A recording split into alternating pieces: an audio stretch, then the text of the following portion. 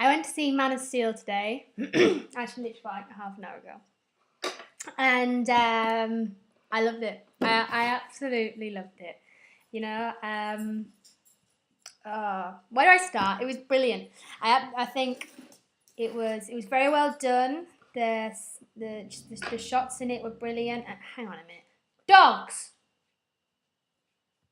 Seriously, whenever I try and do a video, they just get in the way. What can you do? I can't kill them because that would be animal cruelty. But back to the main point. Oh, absolutely loved it. So I'm gonna run it down. Which, if you haven't seen it yet, spoilers, because I went into it and I had signed a pact basically that I would not see any trailers or reviews or anything for Man of Steel, Iron Man 3, Star Trek Into the Darkness, and there was one more. Can't remember. But those three, I said that I wouldn't see anything about them until I watched the film, and it's a great way to actually watch films. So it starts off on Krypton, and you're gonna have to excuse I'm terrible with names, but you know that.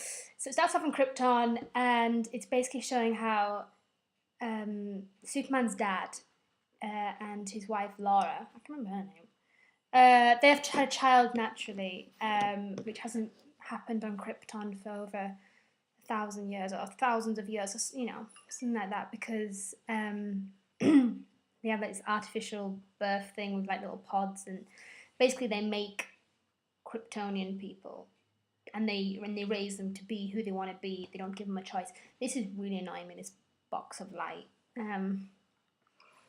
So that's what they do. My mind's gone blank now.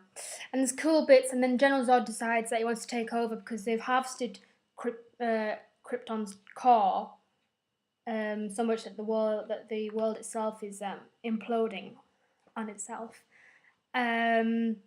So General Zod takes over in like a military coup, to which Superman's dad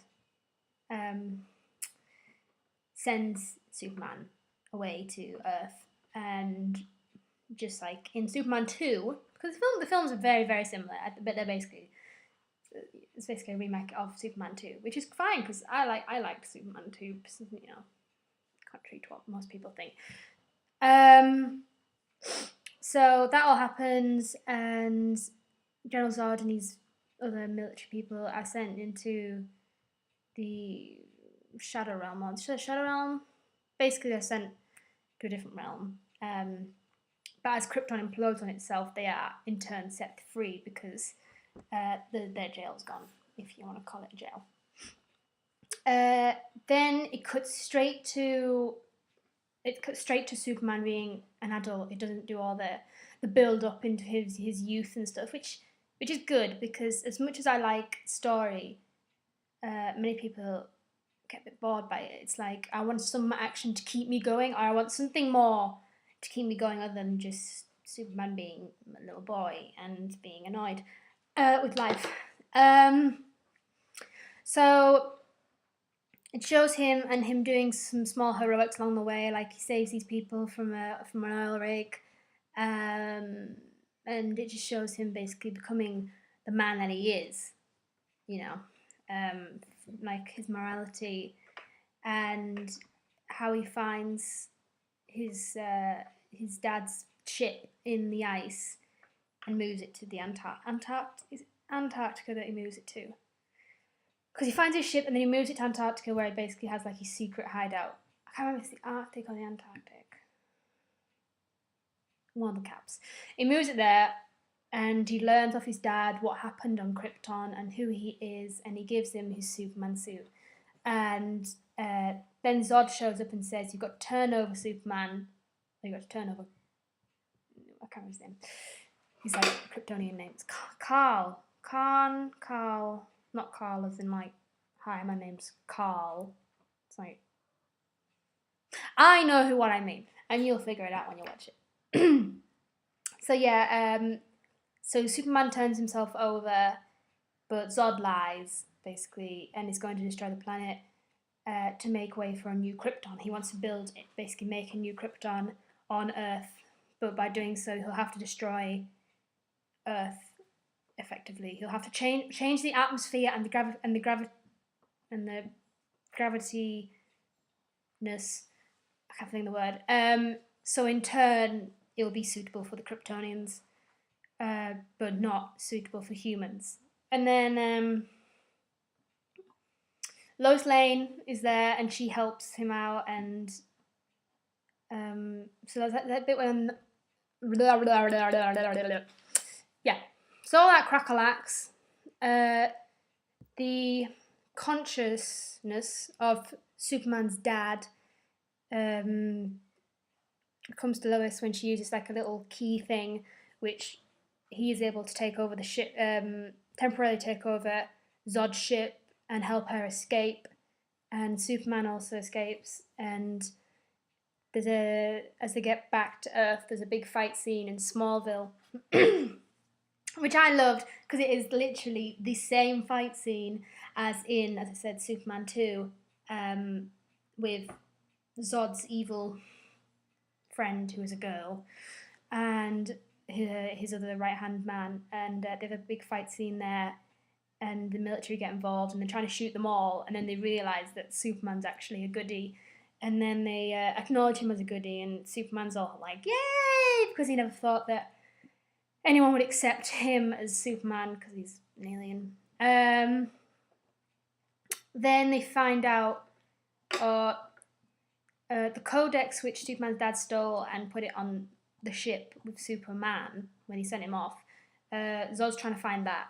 However, he finds out he can't find it, and then he realizes that it's actually Superman himself is the codex. So to get it, he has to kill Superman. And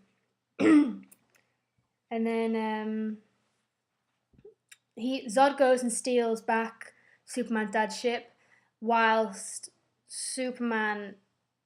Clark Kent realizes that the pod that he came in contains a warp core system, basically, that if dropped onto Zod's ship will stop this gravity beam that he set up, because he set up this war destroyer.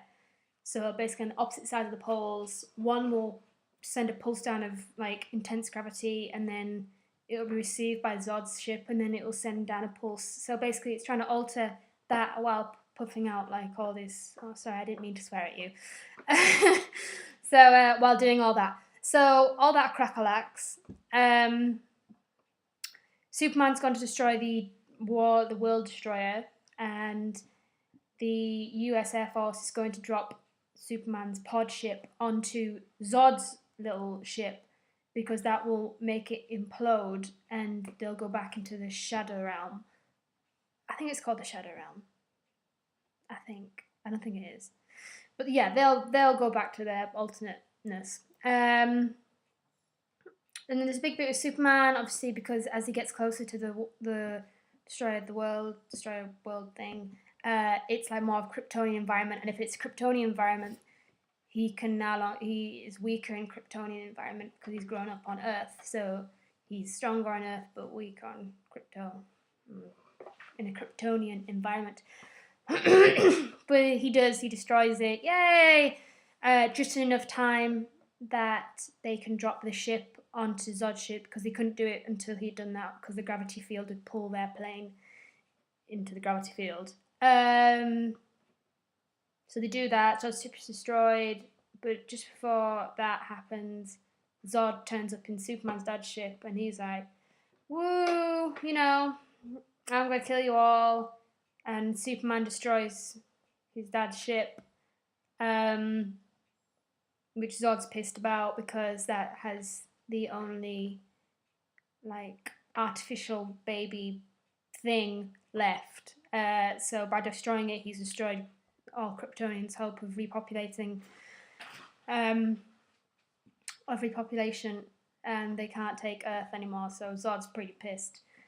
So it's like, yay, save the day, but it hasn't, because Zod survived, and Zod is now climaxed to Earth's environment. So now he's pissed and he's decided that he's just gonna have a battle with Superman. So they have a cool battle, to which it was quite funny because there's a bit in the battle where Superman gets thrown into a tank. Oh no, Superman throws Zod into an oil tanker which has LexCorp on the side. Which, if you're a Superman fan, you obviously know Lex Luthor owns LexCorp, and they're to be arch rivals, Lex Luthor and Superman. And also when they go up into space for a moment and they get smashed into a satellite, on the satellite it actually says Wayne Corporation on it as well, which obviously we all know is Batman, because Bruce Wayne is also DC, and Superman's DC, so of course we're going to have other references. And then he basically pummels him, and there's a bit in like a train station where Zod is going to use his laser eyes to kill this family, and Superman's got him in like a chokehold, and he says, if you love humanity so much, you're gonna have to mourn for them. But he can't turn his head. He's not strong enough to turn his head away, but he can't stop him from lasering this family. So he breaks his neck, and Zod's neck, and he has a bit of a cry about it, and then him and Lois have a little kiss about it, and then at the end it obviously shows him now being Superman, and he's he's obviously got to have a day job, and it shows him signing up to what do you call it, Daily Planet, and putting on his classic glasses, and becoming Clark Kent / Superman, which was really, it was just a really, I know that wasn't a very good review of it, but it was just so good. It was, the acting was great, the effects were great, everything was great. Admittedly, I'm not a massive, I do like Superman, but it's the same thing as, he's kind of like the Boy Scout, I'm a do-gooder, and it's just, he just kind of annoys me a little bit, but, I just thought he was cool, but he was kind of like the annoying one. It's like in Marvel, Captain America, you can't deny he's quite a good superhero, but he's kind of been annoying because he's just like, all the time. Whereas I kind of liked a little bit of a flawed hero. But there's no denying, it was an absolutely great film. So if I was going to give it a rating, I'd give it 8.5. Because it was a great film, but there was little bits where I thought it may dragged on a little bit too much, or just little things. Then there weren't like anything major. As I said, just bits where I thought it dragged on a bit, or bits where I just didn't like it as much. But it was just great. It was great. It was great. Later.